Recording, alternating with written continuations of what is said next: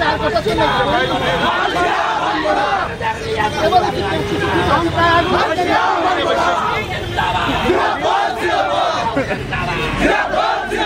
রাজ্যে গত 6 বছর যাবৎ বেকার বিরোধী বেকার মারা নীতি নিয়ে বিজেপির নেতৃত্বে সরকারটা চলছে। আজকে ঘুম থেকে উঠেই ত্রিপুরার বিধানসভা 37টা পোস্টে নিয়োগের জন্য গ্রুপ সি গ্রুপ ডির বিজ্ঞপ্তি জারি করেছিল। বেকাররা পকেটে টাকা দিয়ে ফর্ম পূরণ করে এই অ্যাপ্লিকেশন পূরণ করে আজকে সেই নিয়োগ প্রক্রিয়া সম্পূর্ণভাবে অ্যাসেম্বলি বাতিল করে দিয়েছেন। তারপর কিছুক্ষণ আগে টিপিএসসি 6টা পোস্টে টিআইটিতে অ্যাসিস্ট্যান্ট প্রফেসর নিয়োগের জন্য বিজ্ঞপ্তি জারি করে কিছুক্ষণ আগে একটা নোটিশ দিয়ে এই নিয়োগ প্রক্রিয়া বাতিল করে দিয়েছেন।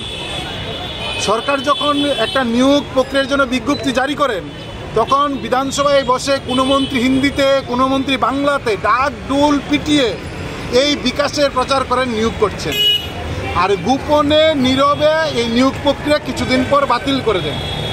আমাদের ধারণা যে বিধানসভায় যে 37টা পোস্টে নিয়োগের জন্য লক্ষ লক্ষ টাকা সংগৃহীত হয়েছে, বেকারের পকেটের টাকা নিয়োগে পূরণ করতে গিয়ে জমা দিয়েছেন। এখন সরকার যদি টাকা রোজগারের জন্য প্রতারণার রাস্তা বেকারদের সামনে ফাঁদ পেতে দেন, ভয়ঙ্কর এই সরকার।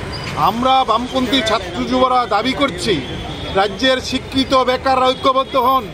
যেভাবে বেকারদের নিয়োগের প্রক্রিয়া বাতিল করছে, রাজ্যের বেকারদের দায়িত্ব নিতে হবে। এই সরকারকে আগামী দিনে বাতিল করতে হবে দ্রুত। কি চলছে? ফায়ার সার্ভিসে বিজ্ঞপ্তি দিয়েছেন, নিয়োগ নেই। জেআরবিতে বিজ্ঞপ্তি দিয়েছেন, ইন্টারভিউ নিয়েছেন, নিয়োগ নেই। পুলিশের বিজ্ঞপ্তি দিয়েছেন, নিয়োগ নেই। জেল পুলিশের বিজ্ঞপ্তি দিয়েছেন, নিয়োগ নেই।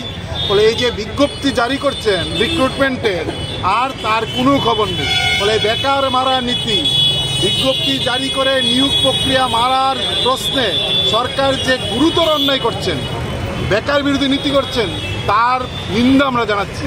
এবং আমরা খবর পাচ্ছি এই যে সরাসরি সরকারি দপ্তরে সরকারি নিয়োগ, এটাকে বেসরকারিভাবে কোনো পরীক্ষা ছাড়া, কোনো ইন্টারভিউ ছাড়া আউটসোর্সিংয়ে কীভাবে নিয়োগ করা যায়, নিজের ঘরের ছেলেদের বেআইনি বাঁকা পথে আউটসোর্সিংয়ের নাম করে বিনা ইন্টারভিউতে কীভাবে নিয়োগ করা যায়, তার জন্য অ্যাসেম্বলিতে এই প্রক্রিয়া বাতিল করেছেন।